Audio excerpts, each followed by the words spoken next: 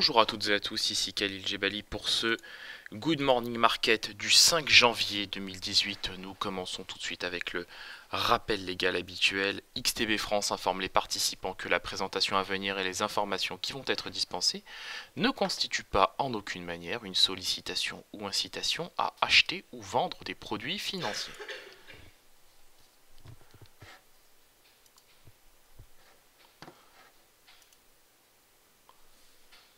Nous commençons tout de suite avec le calendrier économique de ce vendredi 5 janvier. Et bien effectivement, vous le savez, comme tous les premiers vendredis du mois, nous prendrons connaissance des chiffres du chômage aux États-Unis.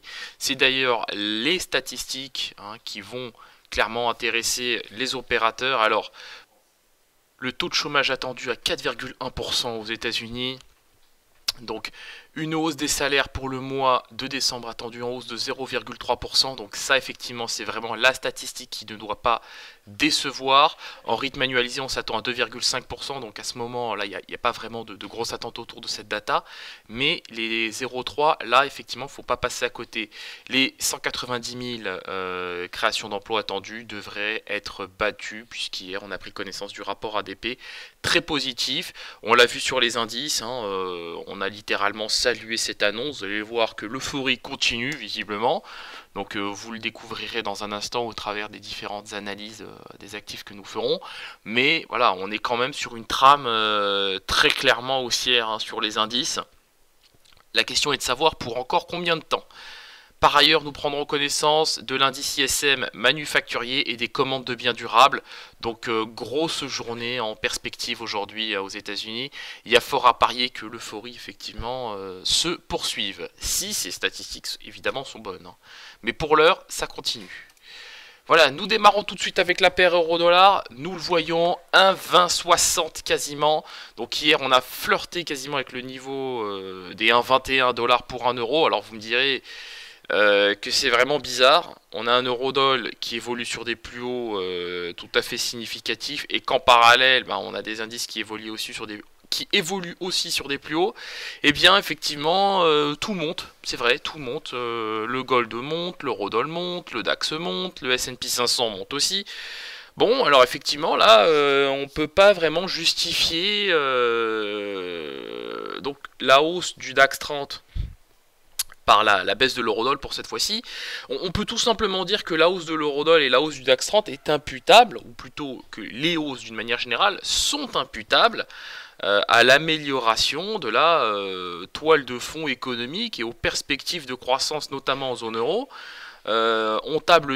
Certains tablent déjà sur une croissance au quatrième trimestre de 0,8%, puisque les récents indices d'activité, que ce soit les PMI des services ou les PMI manufacturiers, sont quand même excellents.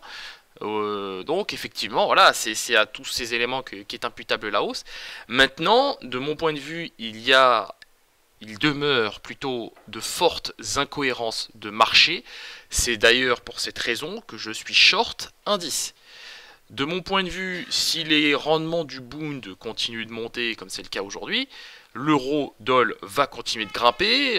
Moi, je vais vous dire, l'euro-dollar, je le vois déjà à 22,50 sur le moyen terme, moyen-long terme.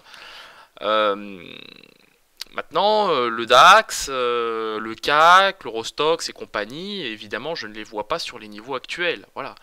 Donc, il conviendra bien évidemment, je suis bien évidemment short indice, vous l'aurez compris.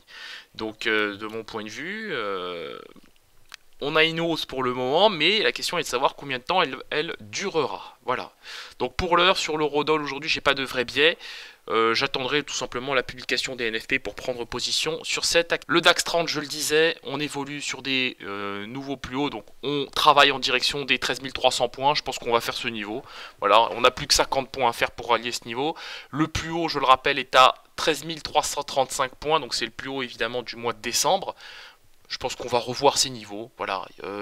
D'autant plus que si on a de bonnes NFP, derrière ce sera haussier. Voilà, on a des petites phases de consolidation, mais qui servent uniquement à normaliser le prix afin de repayer l'indice et ça fait monter tout simplement les indices. Donc voilà, pourquoi pas effectivement faire le niveau des 1300 points aujourd'hui, voire même 13 335. Maintenant effectivement, une fois qu'on aura fait ces niveaux, il conviendra de se poser de véritables questions sur l'avenir des indices, parce qu'on a ouvert plusieurs fois en gap haussier, notamment hier. Et donc, je ne suis évidemment pas contre l'idée d'un gros retracement baissier sur l'indice DAX 30. Le gold. Donc le gold, lui, vous le voyez, hein, poursuit sa hausse. On a vu hier le niveau des 1325, donc c'est quand même curieux de voir le gold monter lorsque le DAX monte en parallèle. Là, effectivement, on a un retracement baissier sur le gold, mais bon, pas grand chose, hein, 1317 $ l'once. Je pense que ça va se poursuivre en direction des 1315, mais je pense pas qu'on ira beaucoup plus bas que ça sur le gold. Voilà. Mais attention, je reste focalisé sur la publication des NFP aujourd'hui. Voilà. WTI. Donc le WTI, tout va bien. Hein, on a eu des stocks positifs pour les cours du pétrole hier, donc 62,17 $ le baril. Pour l'instant 61,81, 61,82. Je pense qu'on va se reprendre et retrouver le niveau des 62,17 $ le baril sur le contrat WTI. Nous poursuivons avec la paire USD-Yen. Donc, contrairement à l'eurodoll, ici on a bien un dollar qui se raffermit face au yen. Voilà, donc 113,2 yens. Évidemment, donc toile de fond haussière. La tendance technique, d'un point de vue technique, est parfaitement haussière.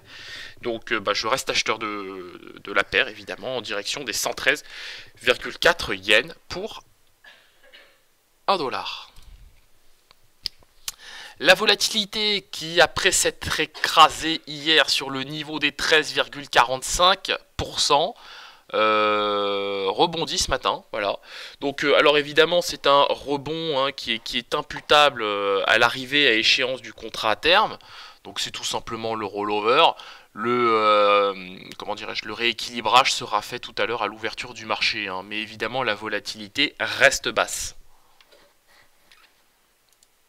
Nous terminons avec l'indice S&P 500 et vous le voyez, on avait fait les 2713 points, on disait que c'était un record, mais en fait c'était rien du tout. Comparé à ce que nous avons au moment où je vous parle, 2727 points, voilà, donc j'ai bien évidemment un biais acheteur sur l'indice et je pense qu'on va revoir aujourd'hui le niveau des 2730 points sur l'indice S&P 500. Voilà, nous nous quittons sur cette note, on se retrouve comme d'habitude à 15h15 pour le live trading de ce jour. Hein, donc ce sera l'occasion de faire le débriefing complet de ce qu'il s'est passé, de faire un décryptage complet des NFP, hein, et de voir effectivement l'impact de cette statistique sur les cotations. Voilà, et notamment le DAX 30 et l'indice S&P 500. Donc on se retrouve tout à l'heure.